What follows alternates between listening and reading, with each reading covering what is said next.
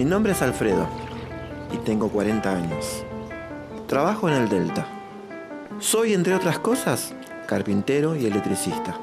Pero mi especialidad es cortar cañas con la que después hago artesanías. Estoy muy acostumbrado al contacto con la naturaleza, pero sé que uno nunca está libre de que le suceda un imprevisto o un accidente. Por eso hago este curso de primeros auxilios.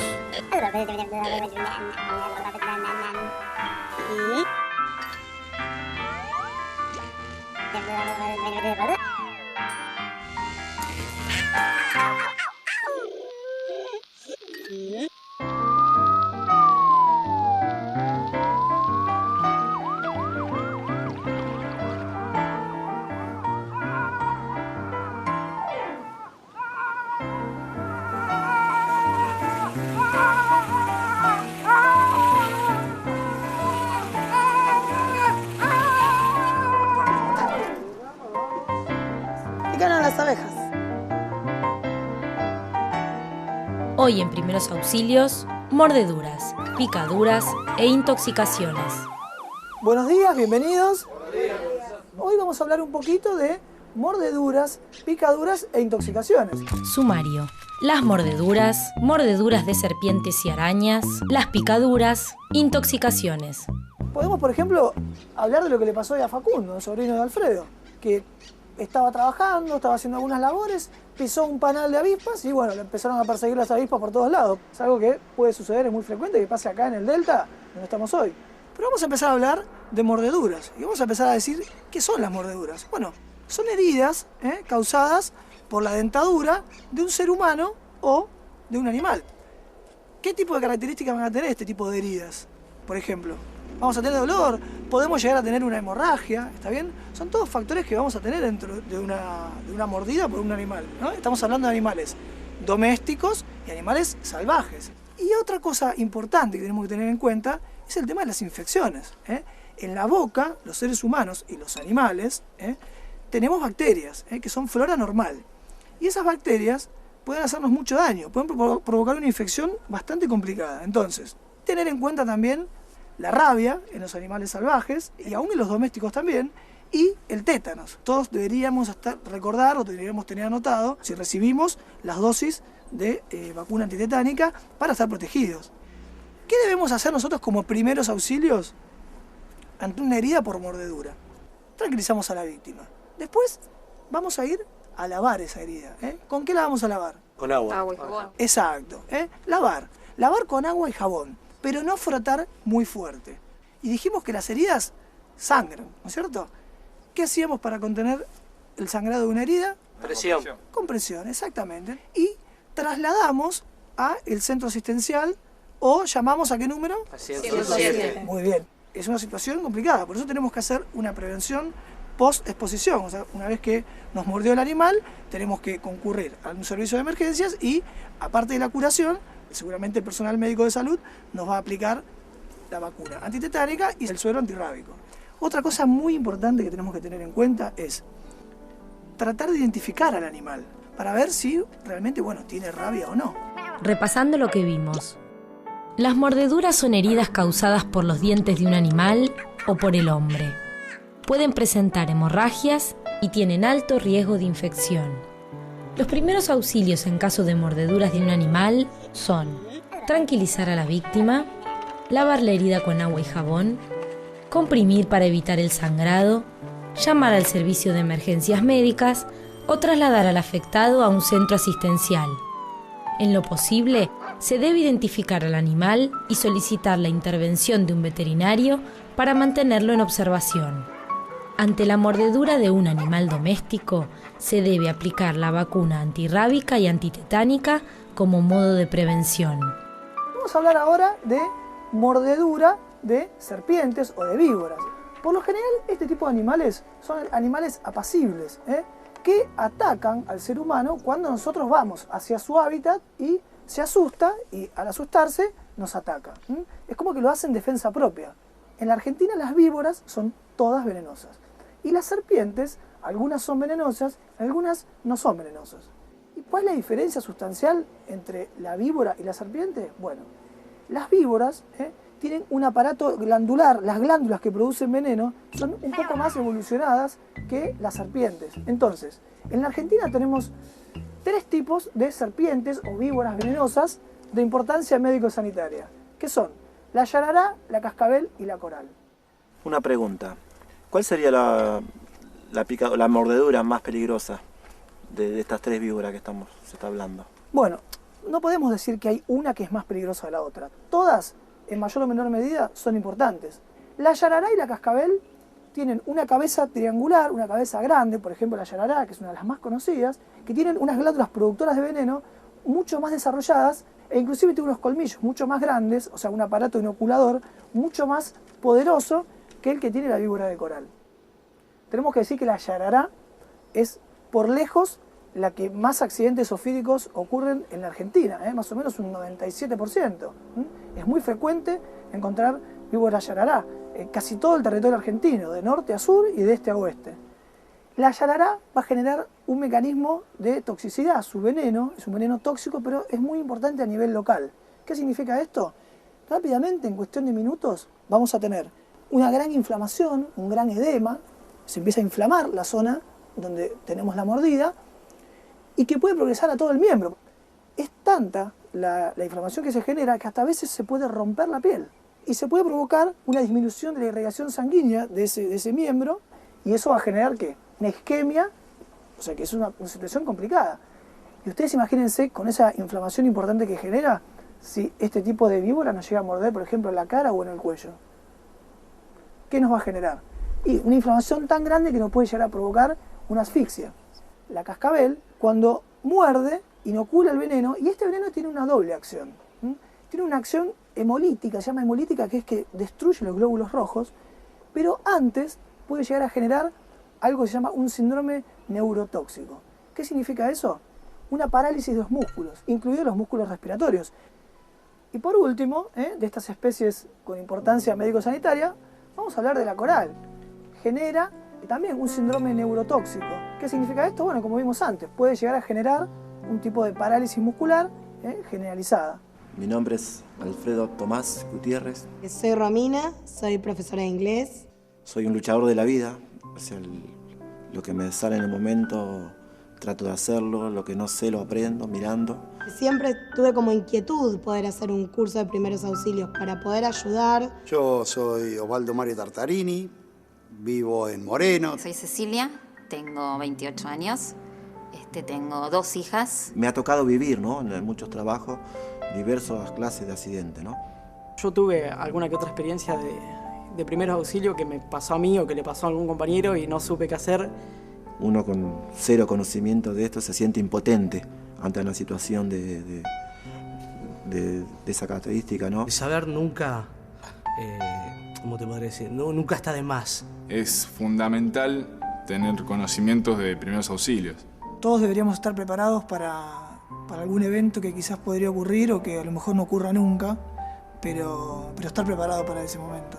¿Y cómo nos vamos a dar cuenta que nos mordió una serpiente o una víbora? Y por lo general va a tener la marca de los 2 colmillos o de uno. Y una pequeña herida que va a ser sangrante. ¿Qué tenemos que hacer nosotros en primeros auxilios? Bueno, ante una mordedura de serpiente, tratemos de comunicarnos con el servicio de emergencias o tratar de llevar a esa persona hacia el centro sanitario. Nosotros no vamos a intentar colocar el suero antiofídico. ¿Por qué? Primero porque tenemos que identificar la especie. Si nosotros no sabemos qué tipo de especie mordió a una persona, hay sueros específicos para cada especie, ¿no es cierto? Y hay sueros que se llaman polivalentes, ¿está bien? Pero ¿qué pasa con esto? Nosotros no podemos, haciendo un primer auxilio, aplicar este tipo de sueros. ¿Por qué? Porque estos sueros polivalentes generan mucha reacción alérgica. Puede generar, por ejemplo, que se nos cierre la garganta, como comúnmente se dice, y que esa persona tenga una muerte por asfixia. Lo que sí debemos hacer es colocar a la víctima de la mordedura de serpiente en reposo, evitando de que se mueva, para evitar que ese veneno circule. Vamos a quitar todos los elementos que puedan apretar la zona afectada. Por ejemplo, si la mordedura es en la mano o en el antebrazo, ¿qué vamos a sacar? Relojes, pulseras.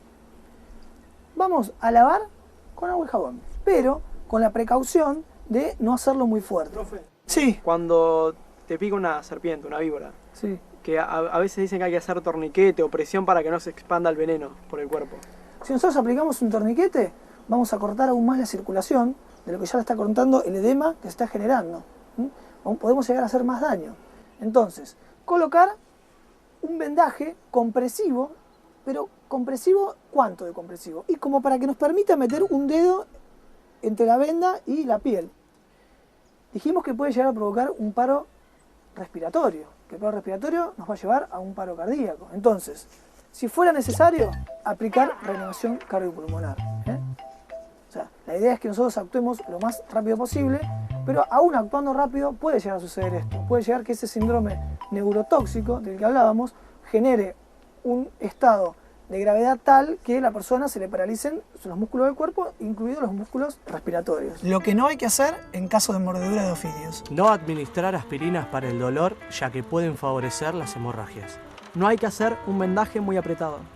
No colocar hielo sobre las mordeduras. No soltar el vendaje hasta que el paciente haya recibido el suero antiofídico. No hacer cortes en cruz sobre la marca de las mordeduras. No administrar sueros antiofídicos, ya que las posibilidades de reacciones alérgicas contra el suero son importantes, y estas aumentan si son sueros polivalentes. Las arañas tienen un tipo de estructuras, tienen unas glándulas productoras de veneno, y tienen un tipo de estructuras que se comunican con el exterior que se llaman quelíceros. Por esas estructuras, por esos quelíceros, inoculan el veneno en la presa, ¿para qué? Para inmovilizarla y para comerla. Accidentalmente pueden provocar este tipo de heridas en nosotros.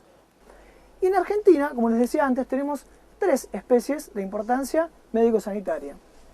La araña marrón, que es la más frecuente. ¿Por qué es la más frecuente? Porque es la araña que habita en las casas. Tiene hábitos domiciliarios, la que podemos encontrar, por ejemplo, debajo de...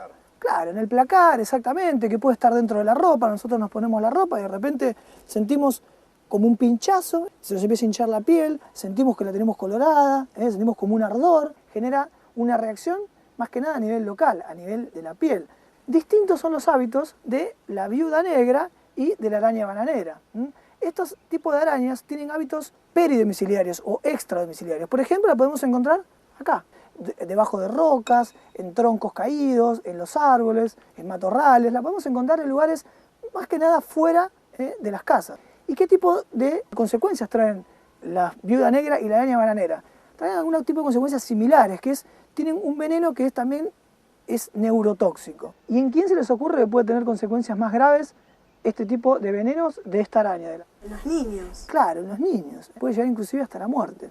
Entonces, ¿qué vamos a hacer en los primeros auxilios? Bueno, cosas muy similares a las que hacíamos con las víboras. Ante todo, tranquilizar a la víctima.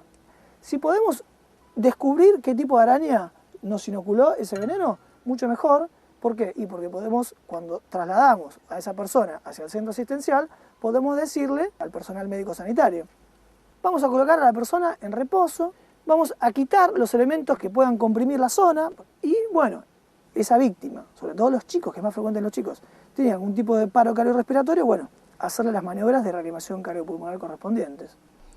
Es importante también que controlemos sus parámetros vitales. Tenemos que vigilar su frecuencia cardíaca, su respiración, más o menos chequearla cada 5 o 10 minutos hasta que lleguemos hacia el centro de salud. Claudio, acá en el cuadernillo dice no recubrir la herida.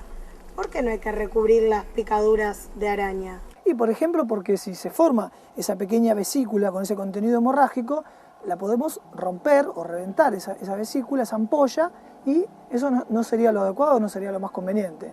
Repasando lo que vimos, en Argentina existen 3 especies de serpientes venenosas de importancia médico-sanitaria: la yarará, la víbora cascabel y la coral. En el caso de las arañas, pueden presentar peligrosidad la viuda negra, la araña marrón y la araña bananera. Ante una mordedura de serpiente o de araña, se debe llamar al servicio de emergencias médicas, colocar a la persona en reposo y evitar que se mueva. Quitar los elementos que puedan apretar la zona lesionada, lavar con agua limpia y jabón e inmovilizar el miembro afectado. En el caso de las mordeduras de serpientes, se debe, en lo posible, identificar la especie. colocar un vendaje levemente compresivo, cuidando que el mismo no se suelte hasta que la víctima haya recibido el antídoto. Si fuera necesario, se debe aplicar reanimación cardiopulmonar básica. Mi nombre es Alfredo, tengo 40 años. Viví toda la vida en la isla, hace unos años que me mudé, pero cerca. Siempre estoy viniendo a la isla por trabajo y es una vida totalmente distinta a la ciudad, ¿no? Nada que ver el mover de que es en la ciudad con la isla, tranquilo. Me dedico a muchas actividades, electricidad, albañil, no tengo un oficio, digamos, fijo. La verdad que he hecho de todo un poco, ¿no? Trabajos insólitos de repente, ¿no? Que nunca pensé que iba a hacer. Pero me gusta la aventura. La verdad me gusta aprender muchas cosas.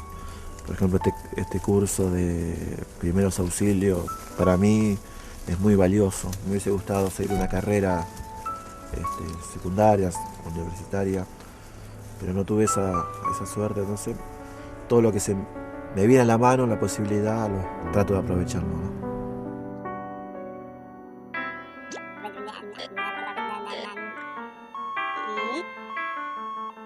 Hoy en Primeros Auxilios, mordeduras, picaduras e intoxicaciones. Vamos a hablar ahora de picaduras. Y vamos a tener picaduras por escorpiones o alacranes, por abejas y por avispas. Vamos a explayarnos un poquito más en qué son los escorpiones y cómo actúan. Los escorpiones, en la Argentina, hay casi una única especie con importancia médico-sanitaria, que es la Titius trivitatus. Un nombre medio raro, pero es así. Es un bicho es color castaño claro y tiene la característica de que tiene 3 franjas o rayas longitudinales, un poco más oscuras en el lomo, la cola articulada y en la punta termina con un aguijón. Bueno, lo vamos a encontrar, por ejemplo, en lugares extradomiciliarios. Por ejemplo, en el campo, en el ámbito rural, debajo de piedras, por ejemplo, o debajo de un tronco, en matorrales. Pero se han adaptado muy bien a los ámbitos urbanos. Y podemos encontrarlos, por ejemplo, en Buenos Aires, o en Rosario, o en Córdoba. O sea, los estamos encontrando también en ámbitos urbanos. ¿Y dónde los encontramos en ámbitos urbanos? Adentro de las casas. Podemos encontrarlos, por ejemplo, en lugares oscuros, atrás de un aparador, de un armario, y muchas veces con el peligro que implica que se pueda meter adentro de un zapato, adentro de la cama, que esté en un ropero. Entonces es una situación peligrosa. En los niños inclusive puede generar una respuesta exagerada que puede llevar a convulsiones, puede ser complicado. Por lo general lo que vamos a tener es un dolor de intensidad variable, enrojecimiento y una hinchazón en el lugar del aguijonamiento, donde el escorpión clavó el aguijón. Y el veneno del escorpión, del alacrán, lo que tiene es una acción en el sistema nervioso. Entonces puede provocar, por ejemplo, lagrimeo, sudoración, náuseas, vómitos. Por ejemplo, tenemos un niño que ha sido picado por un alacrán o un escorpión y que comienza con este tipo de síntomas, tenemos que trasladarlo inmediatamente a un centro de salud. Pero como primeros auxilios, antes lo que podemos hacer es, primero, despojarlo rápidamente de elementos, como dijimos antes, por ejemplo, anillos, relojes, pulseras, tanto puede ser en los brazos como puede ser en las piernas. Entonces, despojarlo rápidamente de todo ese tipo de elementos que le puedan llegar a hacer una compresión cuando se empieza a hinchar e inflamar. Repasando lo que vimos, la picadura de escorpión afecta al sistema nervioso.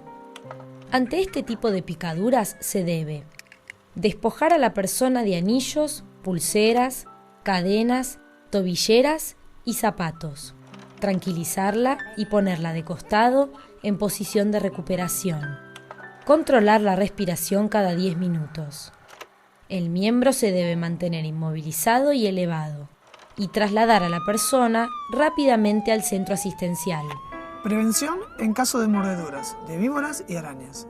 Pedir consejo local sobre la posible presencia de serpientes, arañas y escorpiones venenosos en la zona. Si se duerme a la intemperie, se debe examinar ropa y calzado para comprobar si hay serpientes. Evitar andar descalzo, con hojotas o sandalias abiertas en terrenos donde puede haber animales venenosos. Evitar levantar piedras, meter la mano en matorrales o en lugares donde puedan encontrarse estos animales. Vamos a hablar un poquito de abejas y avispas. Generalmente los incidentes con este tipo de insectos, las abejas y las avispas, van a ocurrir en verano, en primavera, cuando las plantas están floreciendo, cuando hay más polen, y las abejas y las avispas van donde está el polen. ¿Alguna vez a alguno lo ha picado una abeja o una avispa? Sí, en la cara, en la mano, que es lo más frecuente de la picadura. Exacto, que son las zonas expuestas del cuerpo, ¿sí? En los brazos, puede ser en las piernas. Cuando me picó lo que ¿Qué sentiste? sentí un ardor profundo y algo como que inmediatamente se me hinchaba. Exactamente, lo que se forma es como una pápula, ¿está bien? Que es como una formación sobrelevada de la piel rojiza y que es una sensación quemante, con mucho dolor. Pero el problema viene cuando nosotros ya fuimos picados una vez por una abeja o una avispa. ¿Por qué? Porque nosotros ya estamos, nuestro cuerpo está sensibilizado al veneno de este tipo de insectos. Entonces, ¿qué es lo que pasa? Si ya estamos sensibilizados, podemos tener una reacción alérgica desmesurada, y eso puede, digamos, podemos llegar a perder la vida. ¿Quiénes son más frecuentemente que ocurra esto? Los niños. Y voy a contarles una cosa. El aguijón de la avispa es distinto que el de la abeja. El aguijón de la avispa es liso como una aguja. El aguijón de la abeja tiene un borde como aserruchado, como si fuera un serrucho. Entonces, cuando la abeja pica, al querer salir, desprende como una bolsita, que esa bolsita es la que tiene el veneno. Y el aguijón queda clavado y por eso la abeja después muere, cosa que no pasa con la avispa. Entonces nosotros, como primeros auxilios, ¿qué vamos a hacer ante una picadura de una abeja o una avispa? Tranquilizar a la víctima. Claro, muy bien. En principio, sobre todo si es un chico, tranquilizarlo. Se va a estar muy asustado y le va a doler, es un dolor quemante, un dolor intenso. Y bueno, primero tranquilizarlo. Después tomamos una tarjeta plástica, un pedazo de papel o de cartón o algún objeto similar y haciendo tipo palanca, sacamos el aguijón. ¿Por qué no sacarlo con pinza ni con los dedos? Porque si es de abeja, tiene esa bolsita o ese saco con veneno, que si nosotros lo apretamos para querer sacar el aguijón, vamos a introducir más veneno adentro. Pero si esa persona, sobre todo los chicos, comienzan con algún tipo de síntomas, por ejemplo, náuseas, vómitos, diarrea, malestar general, o por ejemplo, que tengan algún tipo de síntomas, por ejemplo, de asfixia, que le empieza a faltar el aire, que se sienta que se ahogan, rápidamente, inmediatamente hay que ir a un centro asistencial. Repasando lo que vimos. Las picaduras de abeja y avispa presentan como riesgo la posibilidad de desarrollar una reacción alérgica que requerirá asistencia médica para controlarla. Ante estas picaduras se debe quitar el aguijón raspándolo hacia afuera con el borde de una tarjeta plástica o similar. Lavar bien la zona afectada con agua y jabón. Sobre la picadura, aplicar hielo envuelto en un trozo de tela durante 10 minutos. Retirar y repetir el proceso.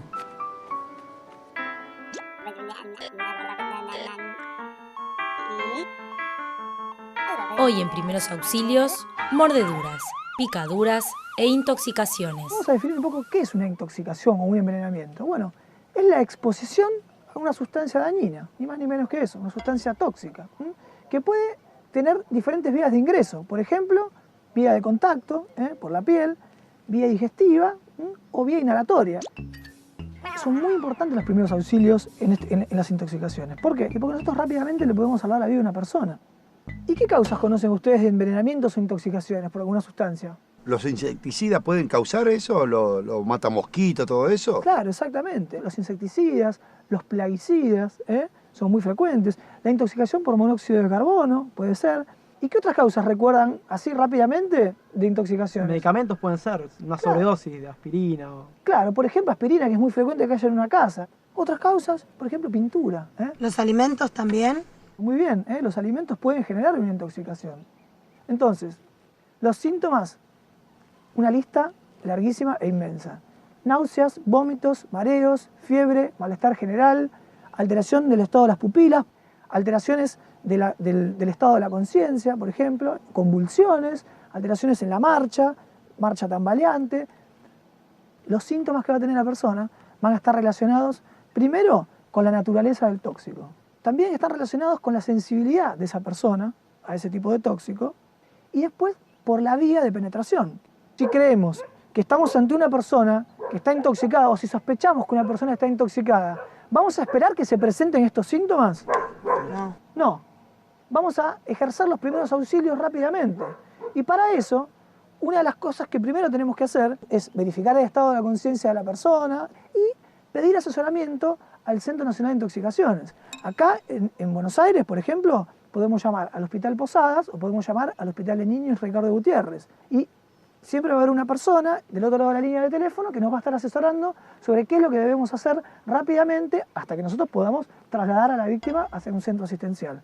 Entonces, ante una intoxicación por ingestión, por ejemplo, si la víctima presenta quemaduras en los labios o en la boca, significa que a lo mejor ingirió algún tipo de sustancia cáustica. ¿Qué debemos hacer? Aplicarle abundante agua fría. Liberar las vías respiratorias. Recuerden siempre esto. Si esta persona que ingirió algo vomita espontáneamente, traten primero de ponerse guantes y cuidarse ustedes, ¿eh? Y si no, de alguna manera meter la mano en una bolsita de plástico, de nylon y juntar un resto de ese vómito. Como dice acá, para poder analizarlo. Repasando lo que vimos. Cuando se produce una intoxicación, se debe llamar siempre al centro de toxicología para pedir orientación. Ante una intoxicación por ingestión, en caso de que la víctima presente quemaduras en los labios o en la boca, se le debe aplicar abundante agua fría. Las vías respiratorias se deben mantener libres de secreciones. Si se presentan vómitos, siempre hay que recoger una muestra para que el mismo pueda ser analizado y colocar a la víctima en posición de recuperación. Los recipientes que estén cerca de la persona intoxicada deben ser llevados a una institución de salud, con el fin de que su contenido sea analizado. Lo que no hay que hacer en caso de intoxicaciones. No se debe administrar sustancia por vía oral a una víctima inconsciente. No se debe neutralizar el veneno con jugo de limón o vinagre, al menos que lo indique un médico. No se debe utilizar un antídoto para todo uso. No se debe esperar a que se presenten los síntomas si se sospecha que la persona se intoxicó. Una causa muy frecuente también de intoxicaciones por ingestión, como estamos viendo acá, son los insecticidas. Los insecticidas que podemos llegar a intoxicarnos, por ejemplo, cuando consumimos, como dijimos antes, una fruta o una verdura que no la lavamos bien. Pero no solamente va a ocurrir una intoxicación por órganos fosforados, en este caso por insecticidas, cuando los ingerimos porque no lavamos bien las frutas o las verduras. También pueden tener intoxicaciones por contacto y por inhalación de las pulverizaciones las personas que trabajan en el campo y están aplicando esos productos a esas frutas y esas verduras. Si la intoxicación se produce por contacto, se deben quitar las ropas que estén contaminadas, lavar la zona con agua y jabón, vigilar la respiración y demás signos vitales y trasladar urgentemente a un centro asistencial. Una de las causas más frecuentes de intoxicaciones que nosotros vemos en los hospitales es la intoxicación por monóxido de carbono. Es muy frecuente, sobre todo en hogares donde hay braseros, donde hay una mala combustión. Entonces se puede producir este gas que es un veneno, que es tóxico. Nosotros lo que tenemos que hacer es rápidamente sacar a la víctima de ese lugar que está cerrado. ¿Se le puede dar de tomar algo? No, no es lo más conveniente. Por ejemplo, si nosotros llegamos a tiempo, los síntomas que va a tener primero, si la persona está consciente, es un dolor de cabeza muy intenso. Mareos, náuseas, puede llegar a vomitar. Y si ya llegamos en un periodo en el cual esa persona está inconsciente, vamos a encontrar que esa persona tiene flacidez en los músculos, ¿está bien? Y está en un estado de inconsciencia. Entonces, si esa persona está inconsciente, no le vamos a dar nada para tomar. Inmediatamente lo que tenemos que hacer es retirar a esa víctima del lugar donde se está intoxicando, llevarlo al aire libre, si es necesario, darle respiración asistida, o sea, hacerle maniobras de reanimación. E inmediatamente tenemos que trasladarlo a un centro asistencial. Repasando lo que vimos. Ante una intoxicación por monóxido de carbono, la víctima puede estar consciente o inconsciente. Los primeros auxilios en estos casos son apartar al intoxicado del ambiente nocivo y llevarlo al aire libre, darle respiración asistida en caso de que sea necesario y trasladar urgentemente al centro asistencial. Llegamos al final de la clase de hoy. Muchas gracias por haber venido. Muchas gracias a Alfredo y Facundo. Muy lindos los perritos, muy peligrosos también. Muchas gracias por habernos recibido acá, en el Delta. Bueno, esperemos la próxima con otro rico asadito, ¿está bien? Bueno, Y muchas gracias a ustedes por haber venido. Bueno.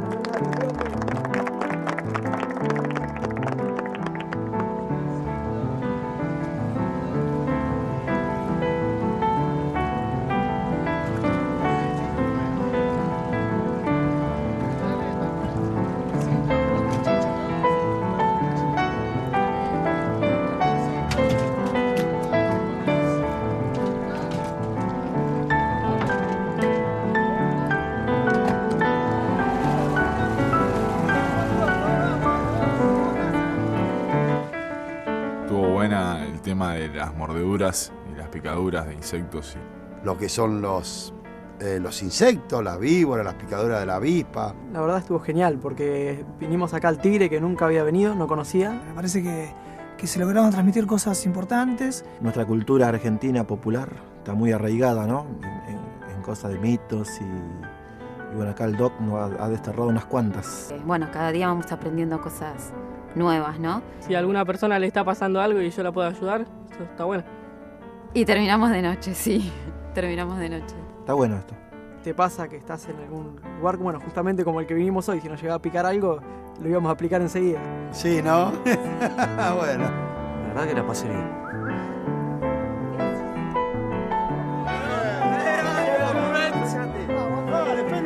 Dale, Lucas. 1, 2, 3. ¡Primeros auxilios!